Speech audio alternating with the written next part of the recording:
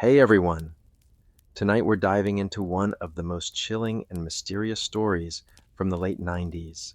A story that will leave you questioning everything you thought you knew about the people you trust, the places you go, and the dark secrets that lie beneath the surface.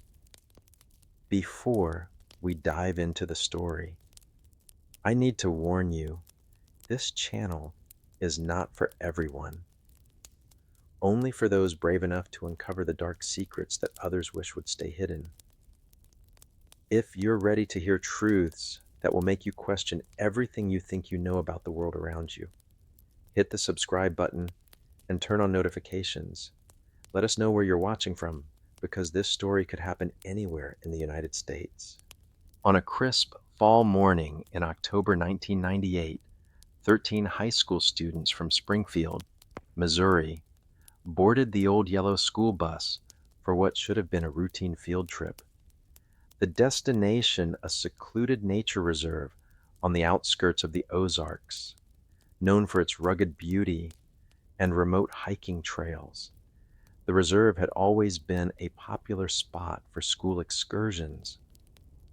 The teens were buzzing with excitement, laughing and chatting as the bus rumbled down the winding roads, leaving the city behind. This was supposed to be a fun adventure, something the students would remember for years to come. It had been planned for months. Permission slips had been signed. Teachers had coordinated the logistics, and the students had counted down the days. Nothing seemed out of the ordinary. For these 13 students, this would be a day of new experiences, outdoor fun, and a break from the monotony of school life. But little did they know, this would be their last adventure together. The bus left Springfield at 8:00 a.m., and by 9:30 they had ventured deep into the Ozark foothills, a place where cell phone service barely reached and where the paths grew more and more isolated. Meister, Andrews, the reliable but strict chaperone, and Miss Henson, the soft-spoken history teacher, had organized a hike through the dense woods and a visit to a long-forgotten cave system. The weather was perfect crisp, cool air, sunlight filtering through the golden autumn leaves, and the distant sound of birds chirping. Everything seemed set for a perfect day. By 10:00 a.m., the group had gathered around the entrance to the cave. Some of the students were eager to explore, others were joking around, and a few were taking photos of the stunning landscape. But then, without warning, something happened that would alter their lives forever. The group began to scatter, some chasing after a distant shout they had heard, when others wandering off along different paths. Before the teachers could make sense of it, the students were gone. The noise of excitement turned into an eerie silence. One of the students, a teenager named Ben, had been the first to shout out a cry that seemed to echo through the trees, but when the teachers tried to investigate, there was no sign of him. There were no footprints, no signs of struggle, and no obvious reason for what had happened. The teachers searched desperately, but when they reached the clearing where the bus had been parked, it too was empty. The bus was still there, but the teens were nowhere to be found. Panic set in as they called the park rangers, but the response was chilling. There was no sign of the teens. No one could explain it. No one knew where they had gone. As the sun began to dip behind the trees, the authorities were called in. A search party was formed, including local volunteers and trained dogs. But by nightfall, there was still no trace of the missing students. For days, the investigation ramped up, but the result was the same. No clues, no leads, nothing. The teens had simply vanished. Days turned into weeks, and as the search effort slowed, the media began to pull back. The case was labeled as lost, a mystery that couldn't be solved. People began to move on, thinking it was just another tragic story of teenagers getting lost in the wilderness. But for the families of the missing students, the heartbreak never stopped. The questions remained. Where did they go? What happened to them? And why had no one heard from them since that fateful day? The authorities closed the case, and the media coverage faded. The incident became a footnote in history until 20 years later, an anonymous letter surfaced that would stir everything back into motion. The truth, long buried under years of unanswered questions, was about to surface.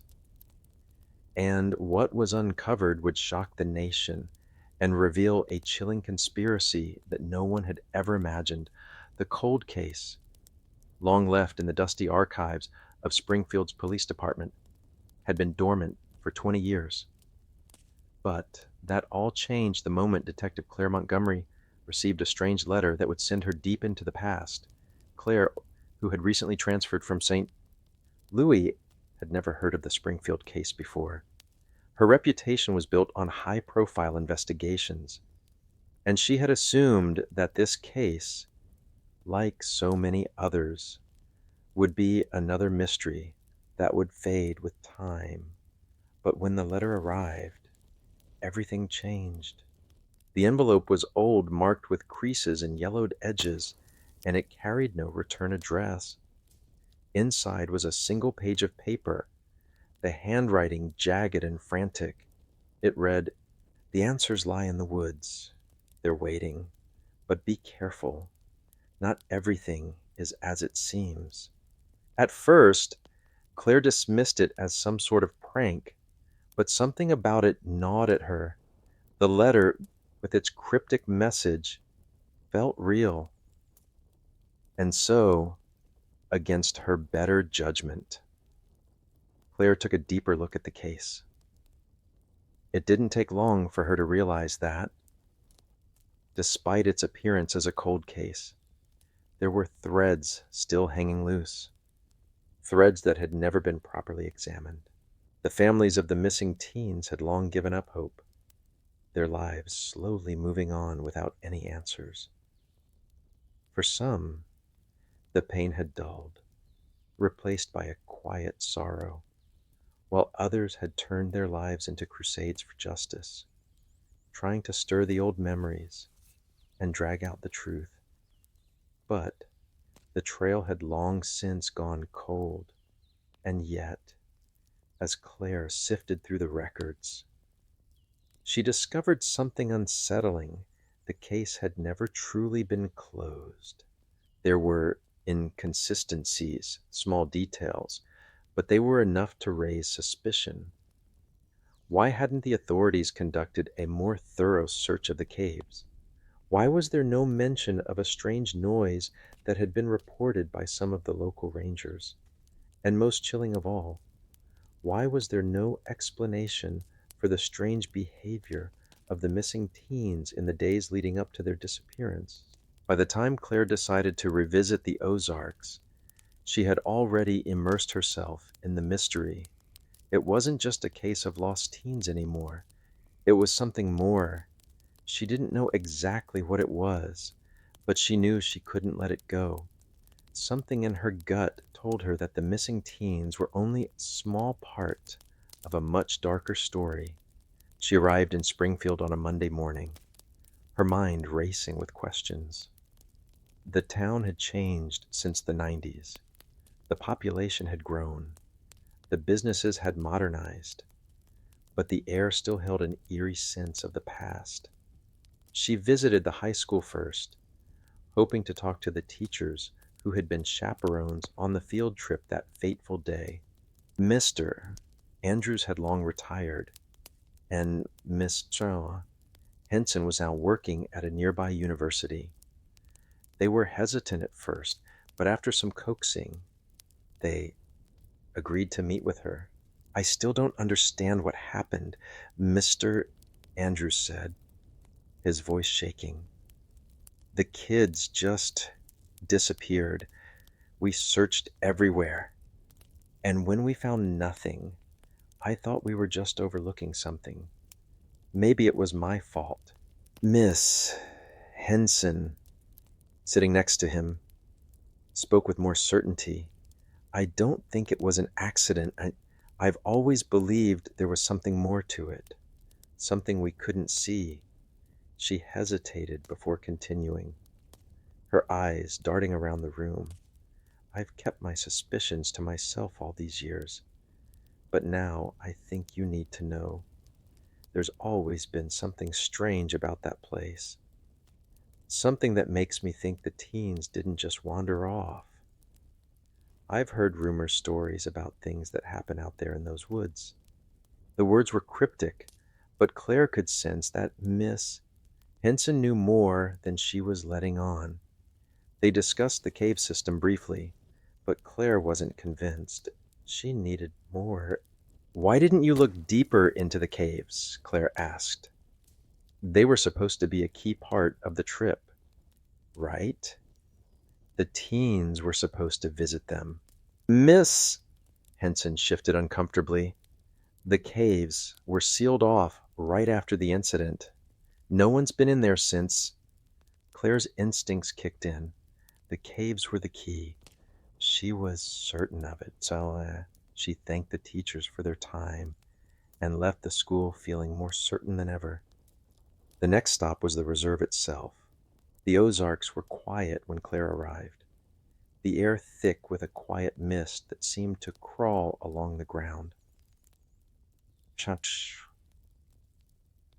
The park had changed over the years, new paths, better signage, but the deeper parts of the reserve remained unchanged. Claire drove through the wooded area until she found the entrance to the old hiking trail. It was as if the woods had been waiting for her, their silence unnerving, their stillness unnaturally deep.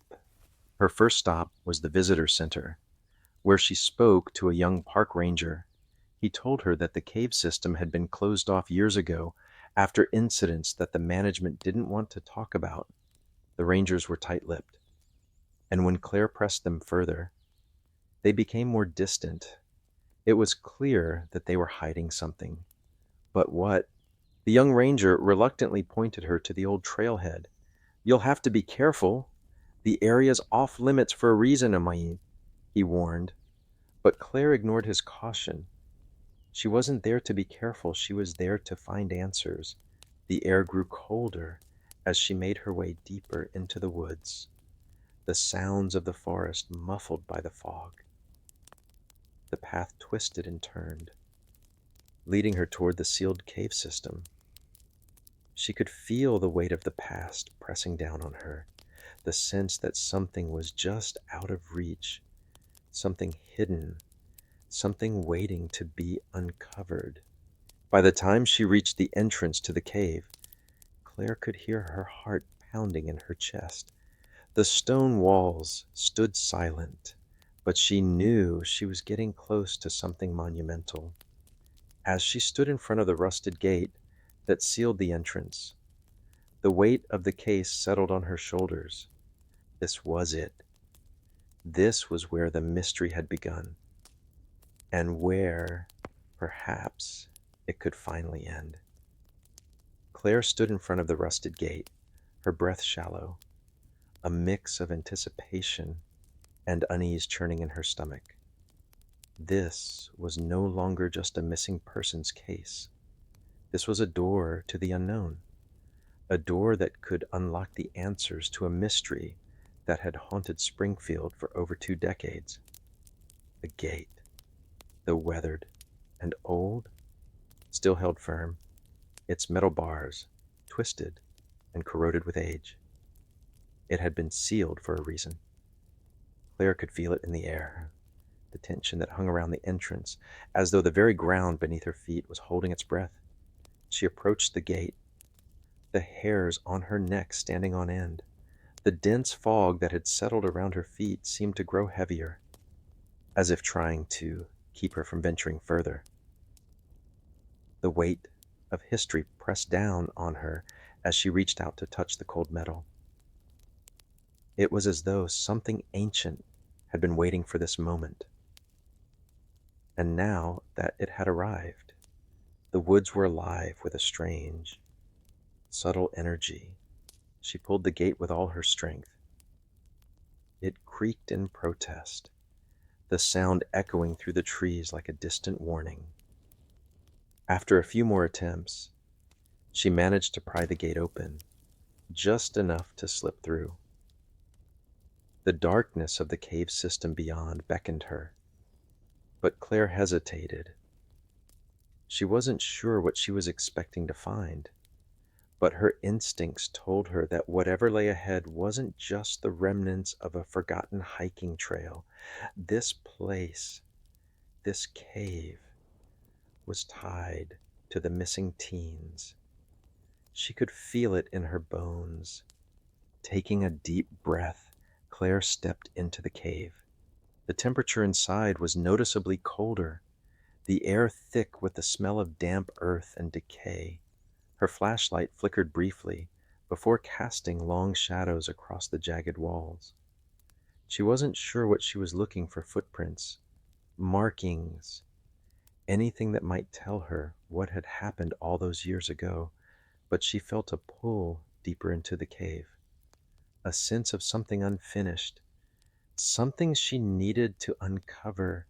As she walked deeper, she noticed something that made her freeze in place: scratches. At first, she thought they might have been made by animals, but as she crouched down to examine them, she realized they were far too deliberate. They were deep gouges in the rock, and they ran along the walls in a strange pattern. The marks looked almost like something or someone had been dragged, struggling against something invisible. Her heart began to race. Claire knew then that she was no longer just investigating the disappearance of the 13 teens. She was uncovering something far darker. The deeper she ventured into the cave, the more the air seemed to grow heavy, as though the very walls were pressing in on her.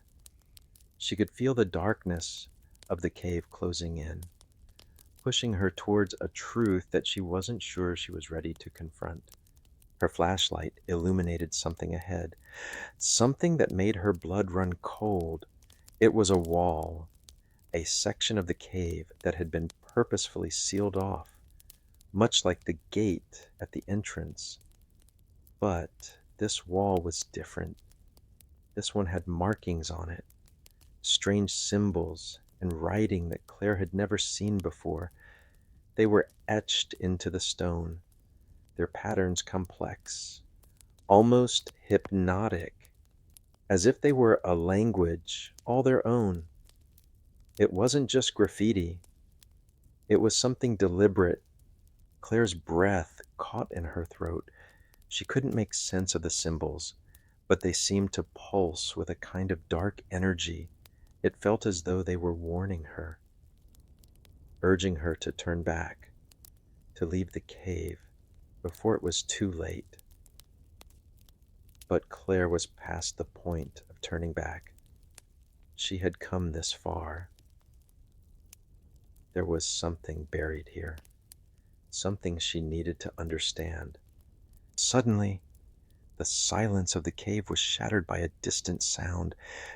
It was faint, but unmistakable. A voice. Someone know.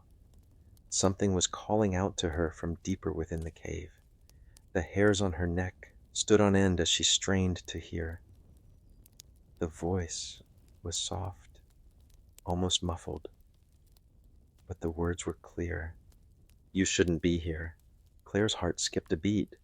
The voice was coming from inside the cave, but she couldn't see anyone, and it was as if the very walls were speaking to her, urging her to leave. But she didn't move. She couldn't. There was something about this place, something powerful that had her rooted to the spot. The voice echoed again, louder this time. Go back before it's too late. Claire's flashlight flickered again, casting eerie shadows across the walls. She could feel the presence of something unseen, something ancient that had been lurking in the darkness for far longer than anyone knew. The voice, whether real or imagined, had a sense of urgency. It was a warning that she was trespassing in a place where she didn't belong. But before she could react, something in the darkness shifted, a faint movement, the sound of something dragging across the ground. It was close, too close. Claire spun around, her flashlight swinging wildly. For a moment, all she could see was the swirling blackness of the cave, the walls closing in on her. And then, just as quickly as it had started, the movement stopped. Her breath came in shallow gasps as she stood frozen in place.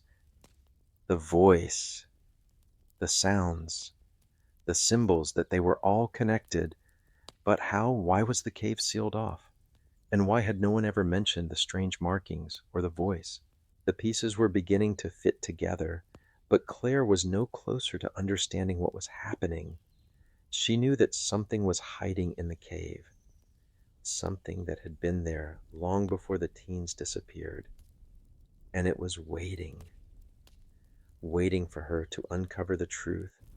As the echoes of the mysterious voice faded, Claire took another step forward. She had come too far to turn back now. There was a reason the teens had vanished all those years ago, and she was going to find out what it was, no matter the cost. As Claire pressed deeper into the cave, the weight of the unseen presence seemed to grow, making every breath feel heavier, as if the very air itself was thickening, oppressing her. The markings on the wall continued to flash in her mind as she walked, their jagged lines seemingly shifting with every glance. She could feel her heart racing now, and every instinct told her to turn around, to leave this cursed place behind. But she couldn't. She had to know what happened.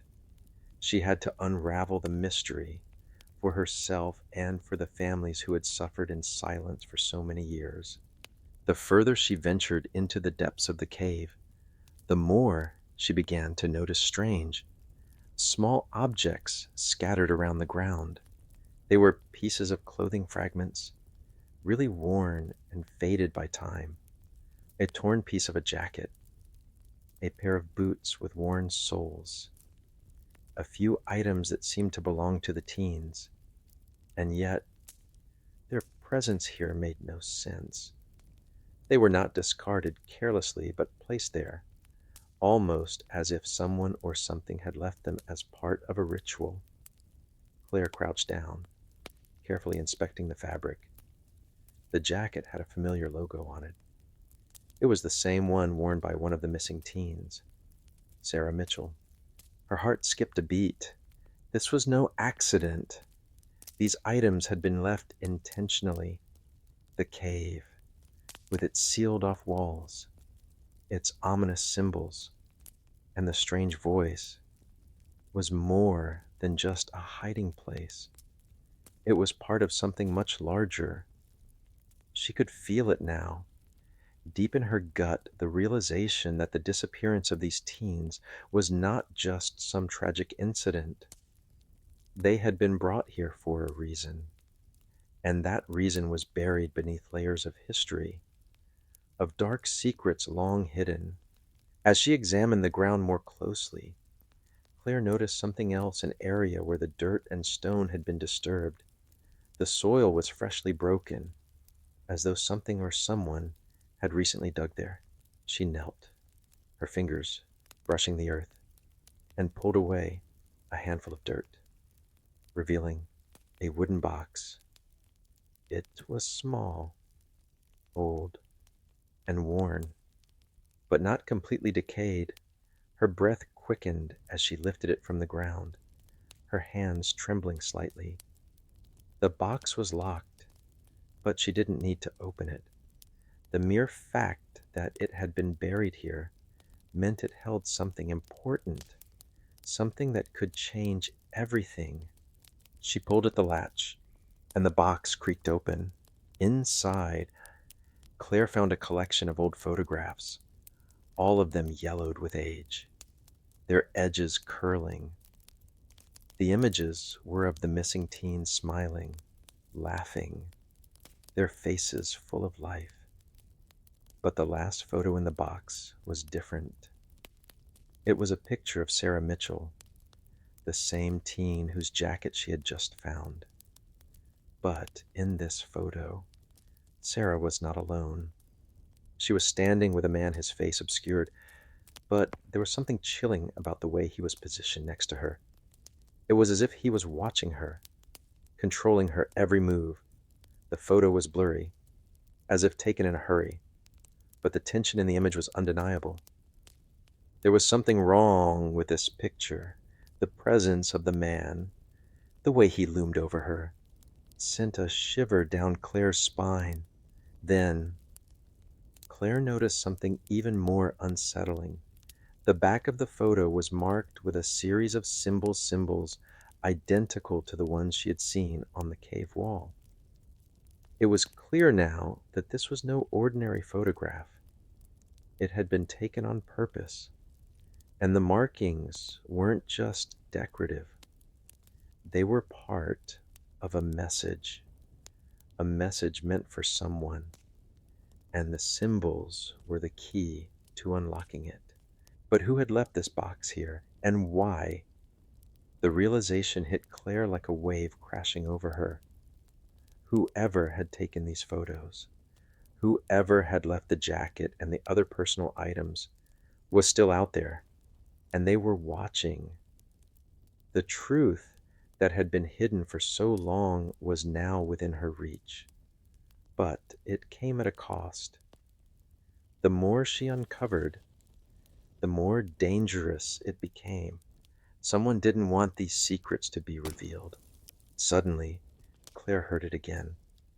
The voice, but this time, it was clearer, closer, and far more insistent. "You're getting too close. Turn back. Leave the cave." She froze, her heart pounding in her chest. The voice was coming from deeper within the cave now, but it wasn't just a voice, it was a presence, something that seemed to resonate within the very walls. It was as if the cave itself was alive, responding to her presence, urging her to stop. But Claire couldn't stop. She had come too far. The truth was slipping through her fingers like sand, and she couldn't let it go. She had to find out who the man in the photograph was, what these symbols meant, and how they were connected to the teen's disappearance. But as she moved forward, she felt the oppressive darkness grow heavier. The walls seemed to close in, the air thick with an unseen weight. It was as if the very cave was trying to swallow her whole. She pressed on, determined to uncover whatever lay ahead. Even as the voice echoed in her mind, warning her to stop, her flashlight flickered again, casting long, twisting shadows that seemed to move on their own. And that's when she saw it, the entrance to another section of the cave, one that had been hidden from view until now.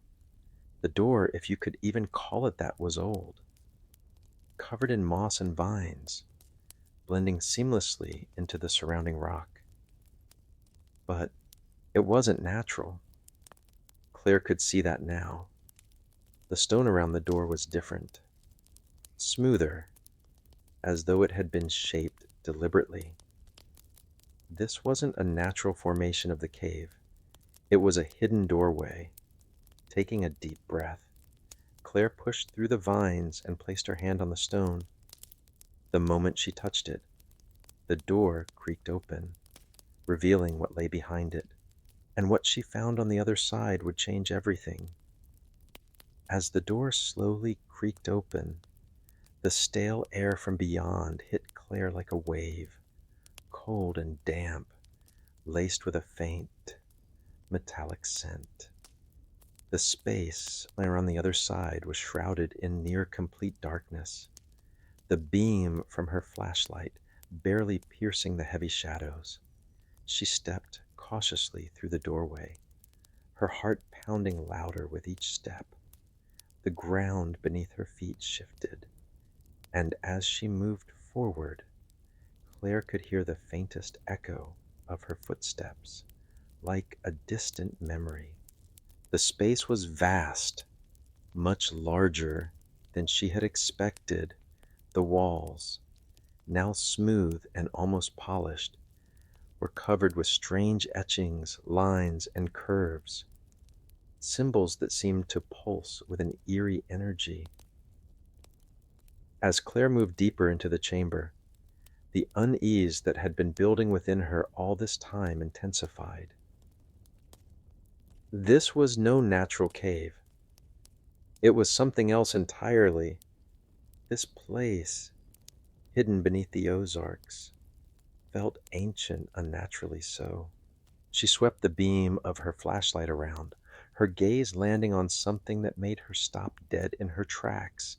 In the center of the cavern was a large stone pedestal, covered in dust and cobwebs, but its shape unmistakable, a symbol of power, a place for something or someone to stand. On top of the pedestal was a small glass container, a jar sealed tightly with a metal lid. It was clear, and inside, Claire could make out something disturbing, a series of old photographs, the same kind she had found in the wooden box earlier. These weren't just random pictures, they were organized, arranged carefully in layers. Each photo was of one of the missing teens, but these were different from the happy, innocent pictures she had seen earlier. The photos inside the jar showed the teens in places that she didn't recognize, some of them looking frightened, others appearing hypnotized, and a few even looked as if they were posing like they were being controlled by an unseen force. Her breath caught in her throat as she moved closer, carefully reaching out for the jar. As her fingers brushed the glass, she felt an unmistakable jolt of energy, as though the jar was somehow alive, resonating with the same sinister force that filled the air around her. Her hands shook as she lifted the jar, and the photographs inside shifted slightly, revealing a final image at the bottom. This one was different from all the others. It was a photograph of Sarah Mitchell, the same girl whose jacket she had found earlier, but in this photo, she was standing with a man. This man was different from the blurry figure in the first picture, but there was no mistaking him. He was the same person, only now his face was clear, his features sharp and unmistakable. Claire stared at the image, a sense of dread crawling over her skin. The man's eyes were locked onto the camera, but they weren't normal eyes. They were cold, calculating, empty. The image was haunting. He wasn't just looking at Sarah, he was controlling her. The chilling realization hit Claire all at once. The man wasn't just some stranger in their lives. He was the one behind it, the one who had orchestrated the disappearance of the teens. The truth had been buried here, in this hidden chamber, waiting for someone to uncover it. But why? Why had he taken them? And what was this place? The air around Claire grew colder, and she could feel a presence, something watching her, something close. A faint whisper brushed against the edges of her mind, sending a wave of panic through her. She spun around, her flashlight illuminating only darkness. Her pulse quickened, and she instinctively reached for her phone. But it was dead. The signal had been lost the moment she entered the cave, and now she was utterly alone. Then she heard it, the same voice she had heard earlier, clearer this time, louder. "Leave. You're not supposed to be here." The voice didn't come from the walls. This time it came from behind her. She spun around, the beam of her flashlight slicing through the shadows. And that's when she saw him, the man from the photograph, standing just a few feet away. His cold eyes locked onto hers. He didn't move, but his presence filled the entire space. He was tall, dressed in dark, nondescript clothing that blended into the surroundings. But it wasn't his clothes that made him terrifying. It was his eyes, those empty, soulless eyes that seemed to peer straight into her. For a moment, Claire couldn't breathe.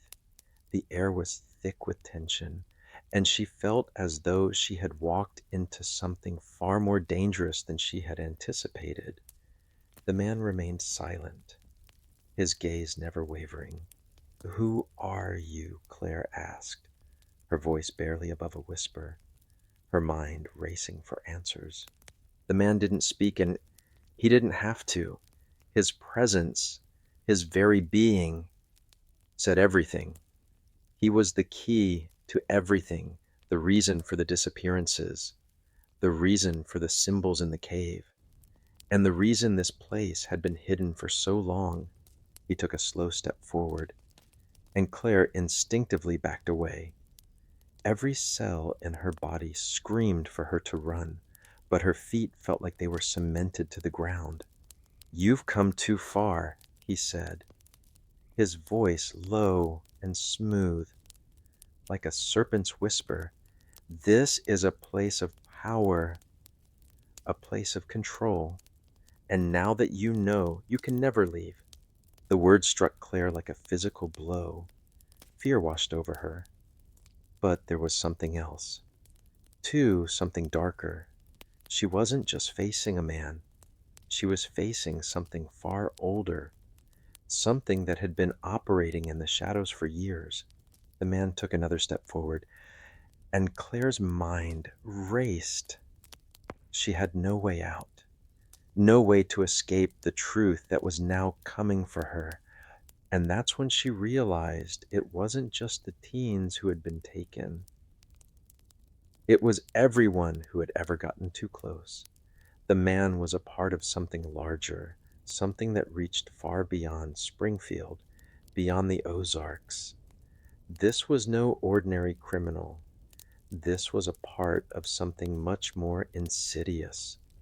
As Claire's back pressed against the cold stone wall of the cave, she knew there was only one way out. She had to confront him, but how could she face something so powerful, something so ancient, when she had no idea what she was truly dealing with? The man's presence in the cave was suffocating, a dark energy that wrapped itself around Claire's chest, tightening with every breath. She had backed herself into the stone wall of the cavern, her body trembling as the weight of the situation pressed down on her. The photograph, the symbols, the strange whispers, it was all starting to fit together. But the pieces were too horrifying to fully grasp. The man standing motionless in the dim light of her flashlight seemed to study her, his gaze unblinking, as if appraising her like an object, something to be controlled, manipulated. He didn't speak again, but the silence between them was deafening. Claire's heart pounded in her chest as she struggled to keep her composure. "You're not supposed to be here," he repeated, his voice still calm. Yet there was an unmistakable edge of menace beneath it. Claire knew she couldn't back down. This was the moment where the truth would be laid bare, whether she was ready for it or not. And deep down, she knew that she could never leave this cave without understanding why these teens had been taken, why they were used in whatever dark ritual was unfolding here. The air seemed to thicken with an unspoken tension, as though the very cave was holding its breath, waiting for something to happen. Her mind raced for a way to gain control over the situation, but everything around her felt alien, unnatural. She wasn't just dealing with a man, she was dealing with something far more sinister, something that had been operating in the shadows for years, manipulating people like pieces on a chessboard. As her gaze flickered toward the photographs in the jar, the last image of Sarah Mitchell flashed in her mind. The way the man had stood next to her, controlling her with those cold, lifeless eyes. The teens hadn't been kidnapped. They had been chosen. Why, Claire forced out, her voice trembling despite her best efforts. Why did you take them? What is this place? The man's lips curled into a thin, humorless smile. They weren't taken. They were selected, all of them. He took another step closer, and Claire's pulse quickened. This place, it has power, power that is older than you can understand. It binds people, it controls them, bends them to its will. Claire's mind spun, trying to comprehend his words. You've been using them for what? What's the point of all this? The man's eyes gleamed with an emotion Claire couldn't quite place: amusement or something darker. Power isn't something you control, he said, his voice now low and almost hypnotic. It's something you take, something you claim for yourself. And when you've taken enough, you don't just control people. You control the world around you. The words hung in the air like a curse. Claire could feel her hands trembling as she clutched the jar.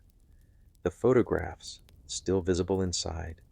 She had stumbled onto something much larger than she had ever expected. This wasn't just about a group of missing teens. It was about something far more insidious, something that had been festering in the dark for years. Claire's thoughts flashed to the other symbols, the markings on the walls, the strange energy that seemed to pulse in the very air. Everything was connected. The disappearances, the cave, the symbols, the man standing before her. This was a network, a carefully orchestrated plan that stretched far beyond this cave, far beyond Springfield.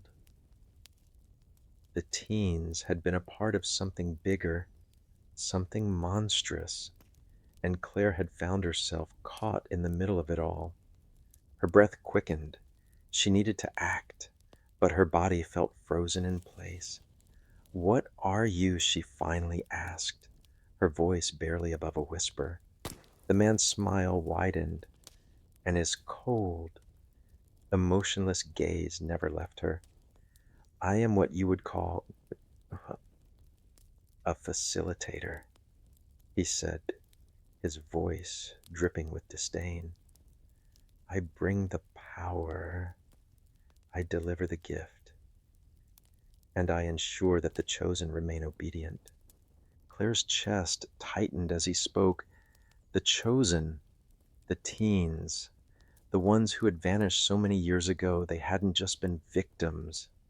They had been part of a dark design, pawns in a game that Claire couldn't yet understand. The cave, the symbols, the photographs, all of it had been leading to this moment, to the truth about the man standing in front of her. The realization crashed over her like a wave. This was no ordinary kidnapping. These teens hadn't just been taken, they had been carefully selected for a greater purpose, turned into instruments of control and power. And Claire was now standing in the heart of it, the epicenter of whatever twisted plan had been unfolding for years. How many others, she whispered, her mind now racing with the horrific implications. How many other people are you controlling? How many others have you taken? The man's smile faded, his expression becoming colder, more menacing.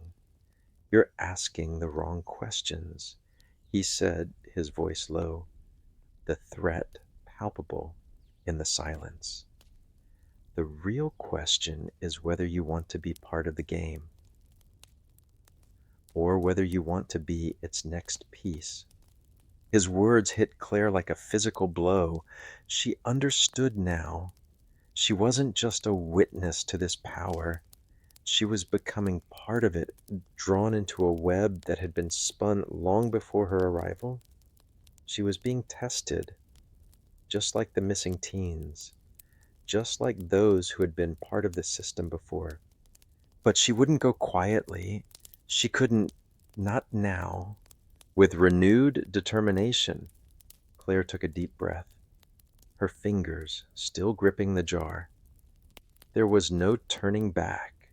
She had come this far, and now she had to finish it. The answers she had been seeking, the truth she had uncovered, could not remain buried. She wouldn't let it. You won't win, Claire said, her voice steady despite the fear coursing through her veins. I'm not like them. I won't be part of this. The man's eyes narrowed, and for the first time, a flicker of something anger, maybe, or frustration crossed his face. But it was quickly replaced by that same cold, emotionless gaze. We'll see about that. In that moment, Claire knew that the battle wasn't just about uncovering the truth, it was about surviving it, whatever this place was, whatever the man was. He wasn't going to let her leave without a fight. And Claire was ready. The man's eyes burned into Claire, cold and calculating. But there was an air of uncertainty in the way he held himself now. It was almost imperceptible, but it was there. Claire could sense that her refusal to conform, her refusal to become a part of the game, had rattled him. In the pit of her stomach, she could feel that she had taken control of this moment, however briefly. And that's when she made her move. Before he could respond, Claire dropped the jar of photographs. It crashed to the floor, shattering into pieces. The photographs spilled out, their edges curling as they settled on the ground. She didn't wait to see his reaction. She knew that whatever power he had over this space, it would be weakened now. His hold on her, on this place, was slipping, even if he didn't realize it yet. She ran. Her feet echoed against the cavern floor as she bolted toward the entrance. Adrenaline coursing through her veins. Her flashlight flickered madly in her hand, but she didn't stop to check it. All she could hear was the pounding of her heart, the frantic rush of blood in her ears, and the faintest echo of the man's voice behind her. You can't escape. The words reached her, but they didn't have the same weight they had before. This time, they sounded like empty threats. The cave, which had felt so alive, so oppressive, now seemed to stretch before her like a maze of escape routes, offering her more options than she had expected. She was running out of time.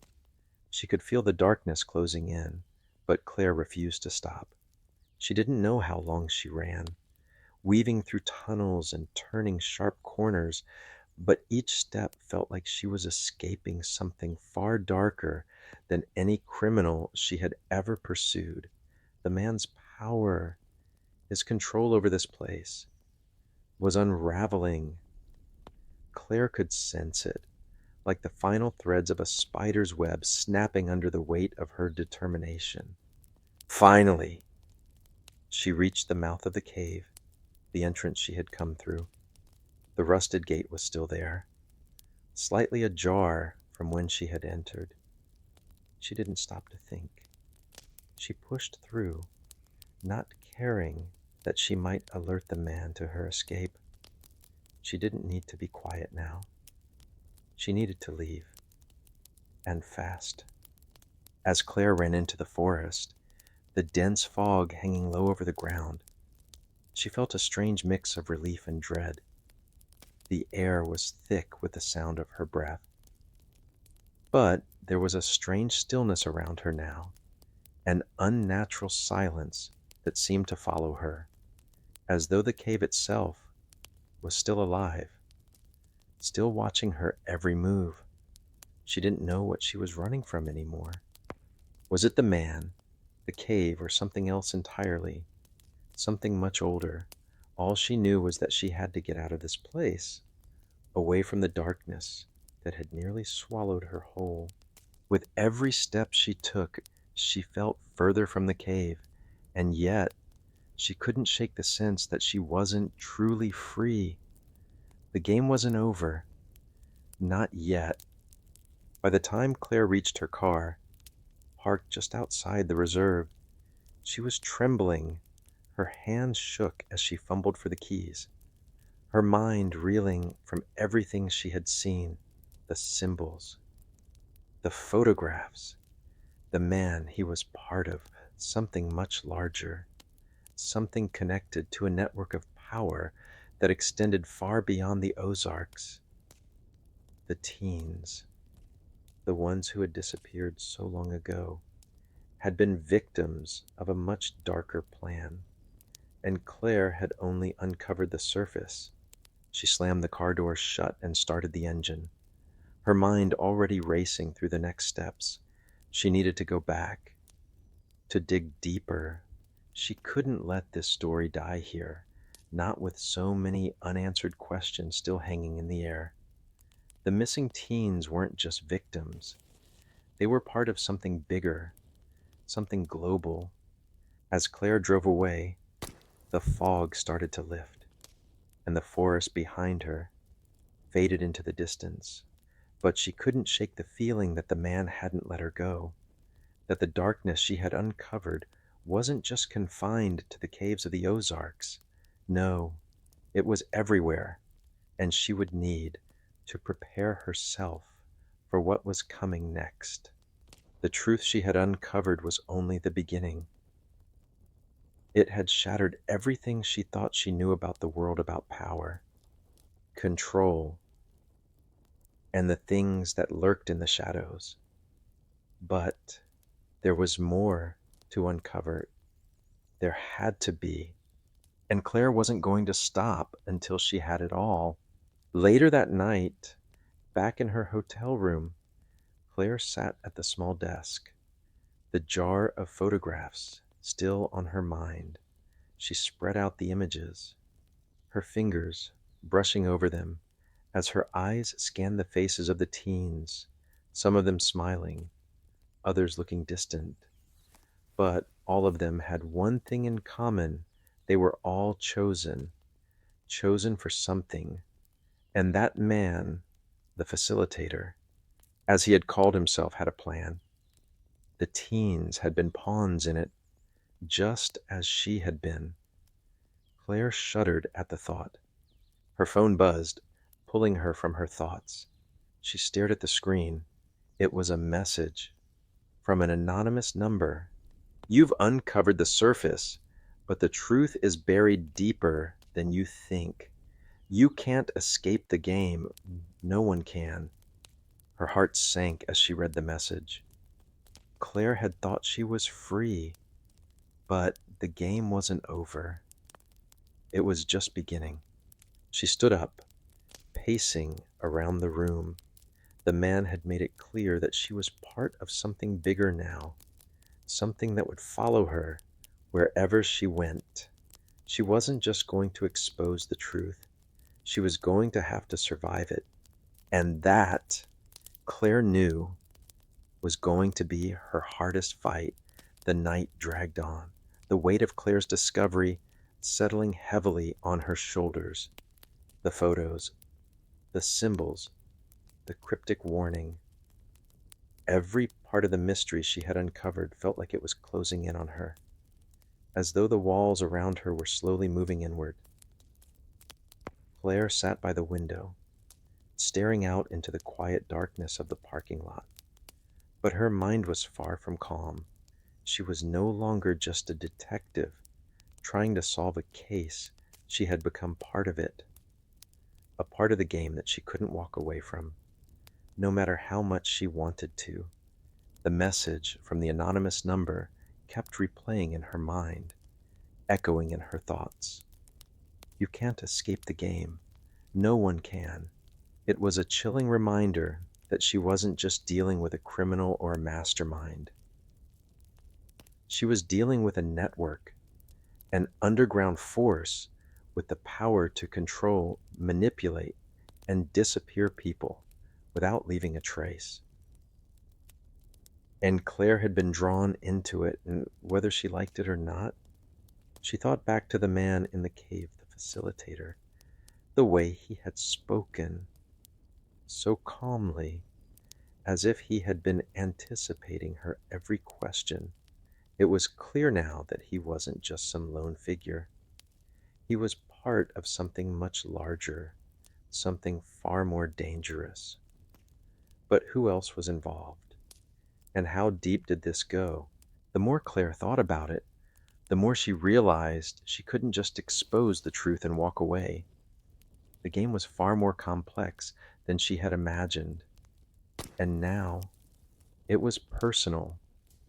Whoever was behind this, whoever had orchestrated the disappearances, wasn't going to let her get away with digging too deep. They would come after her, and they would make sure she never found out the full story. But Claire wasn't going to let that happen. The missing teens, Sarah Mitchell, Ben, and the others had been taken, manipulated, and used. Their lives had been destroyed for a purpose, and it was Claire's job to make sure their story was told. The world needed to know what had happened, and she couldn't let fear stop her now. She reached for her phone again, her fingers trembling as she typed a response to the anonymous message. I'm not backing down. Whatever this is, I'll uncover it. I'll make you all pay for what you've done. She hit send, then sat back in her chair, staring at the screen, waiting for a response. But the seconds stretched into minutes, and there was nothing. The silence felt suffocating. She didn't know who was on the other end of the message, but she knew one thing: they were watching her. With a sigh, Claire stood up and walked to the desk, where she had laid out the photographs once again. She needed to make sense of them.